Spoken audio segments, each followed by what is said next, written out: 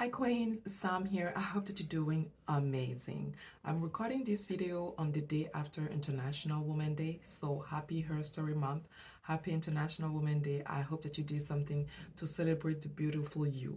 I'm actually recording this a day after an amazing event that I attended, the Lead Her Award ceremony, which was hosted by Gwen Madiba. For those who have attended the Wealthy Black Women Summit last year, I'm pretty sure you remember she was our keynote speaker, and she delivered such an amazing speech, which left me wanting for more. And so her event yesterday did not disappoint. I was so floored. I was so happy that I was able to make it to her event. Luckily, my sister is in town, and so she was looking after the kids, and I was able to get away and go to the event. And being among amazing women, totally beautiful, amazing women who have achieved so much, who are fighting every day to push against the standards that the society is imposing on women in general and black women in particular, telling us what we should do, what we should wear, how we should look, what we should eat, what we should do as a career, who we should marry, all of those type of things, and seeing so many women fighting against that and really establishing a new norms for themselves. Honestly, it was so inspiring. It was so hope, like I was even more hopeful about that we're going to make this happen. We are going to make this happen. Slowly but surely, we are going to make this happen. So it was such a great event. And so I decided today, to come back here because I wanted to, I guess, share from my perspective on how, for myself, I was able to push against the standards, and being able to establish, I guess, a new norm for myself. And I'm going to be sharing in this video a few things that I've done in my life that definitely was not the norm, but I've done it, and I'm so happy that I've actually done it. And as I'm sharing this, I really want you to also take the time to think for yourself, things that you have done to establish your own norms, to create your own life, and how you were able to make that happen, because I want the comments on this video to be an aspiring spot for black women to come back to and read and also share and grow together. And so I'll start with the most recent one in my case, which is essentially deciding to become a single mother by choice. As you guys know, I have started my own family, and right now I have three beautiful kids that I'm raising by myself.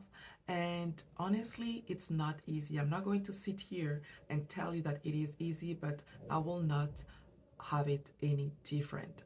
Does not matter how many tears, how many stress, how much I'm tired, how few hours I'm sleeping. It does not matter, because this is what I've always wanted. This is honestly the one thing that, if I have to choose one thing that I really want in this life, that was to become a mother, that was to have my own family. And seeing that I was not, I was waiting for the charming prince, was not coming fast enough. I went all the way to being engaged to someone that I respect, and that I like. But unfortunately, we realized that definitely we were not we're not seeing things the same way at one point, and we decided to stop the relationship and break up the engagement. And so at that point, I was already mid-30s, and I was asking myself, do I really have it in me at this point to go back again and search for that person and start all over again, waiting to be able to establish a long-term relationship, getting married, to finally start a family? And that was a no for me. That was a no. At that point, I was just like, I'm good. Luckily, I was financially solid on my feet. I owned my own house. I had my own thing. I had my career. And so I decided to actually start my family on my own. Not the most popular decision in this society. Of course, things have changed over the years, and now you're hearing more women starting their families. And honestly, we need to hear even more and more of that to also give the like the inspiration to other women who are out there and who may be thinking of that. And so yes, I decided to start my family on my own. I'm raising my kids on my own. But like I said in the recent video that I've shared here, I still have my village that I, call on time to time to help me. Like today, like I say, to be able to sit here and be recording this video and share this with you. My sister is downstairs with my kids, which you may hear time to time in the video, uh, looking after them. And so I can be here recording this video. If that was not her, I would have had to, have my babysitter come because I really wanted to make sure to record this video because tomorrow we're going on vacation. And so I'm pretty sure coming back from vacation, I would have forgotten everything. But anyway, that was the first decision. First decision, no, not the first, but the most recent one was to actually, become a single mother by choice. The second, probably not so popular decision that I've made, which you probably not hear many people do, or maybe now it's becoming more, more and more common, is that I decided to give birth abroad. I currently live in Canada, and so when I was pregnant with my twins, I decided to move to Mexico and live in Mexico and give birth to my twins in Mexico. Now, that was also a strategic move. If you know me, I'm very strategic about a lot of things that I do in my life, especially when it involves my future, things that I really want to have happen. That's why I like to call myself sometimes a money strategist. And actually, I'm going to start calling myself like that. I'm a money strategist.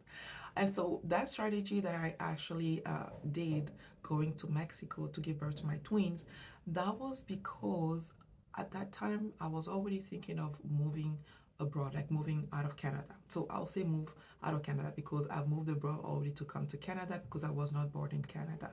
And so being pregnant with my twins, that really opened my eyes. And I was thinking, where could I go and give birth to my twin, allowing them to have the citizenship and allowing myself to get the permanent residency. And Mexico came, top of the list. And actually, I've already visited Mexico before that many times, and I actually like the country. I dance salsa. I like the Latin culture. I like the food. I like the people there, and I like the weather there. So I was just like, oh, this is a no-brainer. And so I moved with my 2-year-old at the time, my oldest, over there. Lived in Playa del Carmen for like 8, 9 months, gave birth to my twins. We did all of our immigration papers and everything. And I ended up coming back to Canada because my mat leave was ending and I had to go back to work. And so again, when I share that with people, they have, they look at me as if I had like three heads, and they're like, what did you do? Why did you do that? And all that. And so I explained to them that was because, my goal of moving abroad, and I wanted to have at least a country where that would be an option for us. Granted that, it could be Mexico, it could be another country, but I already know if I pick Mexico, it will be a soft landing for us because we don't even need to do any immigration papers. We are already good to go there and live permanently. And so, that's not really something that, growing up as a black woman, or like black girl, black woman, I was told. And that's not something that, talking to my good, girlfriends who are black too, their parents actually told them. It's not really something that we are told. But honestly, you see maybe other people from other culture, other race, and something that they do quite often. And so we need to start thinking for ourselves, or think that we really want to do for ourselves, and push back against the norms if the norms don't work for us. And so that's the second decision that I've made, that I'll say it's quite not, I'm not gonna say unpopular, but it's uncommon in this society. And so the third decision that I've made, that I think it's quite uncommon, was, so okay, I'm not going to say it's uncommon, but probably uh, a lot of I'll actually say that a lot of women maybe don't make that decision because they're so, maybe they're not that financially stable. And for me, that was deciding to quit a job where I was starting to experience a toxic, dealing with a toxic person, and take another job with a lower pay. And so that happened in, 4 or 5 years ago, and that was a company that I was working for many many years, and I changed teams. I was super happy that I actually changed teams because I knew that the team that I was getting into will allow me to have international assignments, and that was my ultimate goal working for that company, to be able to eventually be like posted in their international offices. And unfortunately, I started dealing, like, there was someone that I had to work with on a very regular basis, and that person was toxic. In the way they were talking to me, in the way they were sending me messages, and, interacting with me. And at one point, I sat and I'm like, why am I taking all this? I tried, to go through the HR, to go through the employee assistance program. All of that did not work, and that person was not unknown to them because I've already received other complaints about that person. But somehow, I think that person had such a huge network, and kind of like already expanded their tentacle. Their like toxic tentacle inside the company, and were feeling safe to be treating people like that. And so, seeing that nothing was happening, uh, thanks to God, at that point, I had like an opportunity with the federal government at that point, taking a pay cut, but also realizing that essentially my schedule was going to be more stable. And at that time, I was like, okay, I have a child, so it could be a good idea to have a more stable schedule.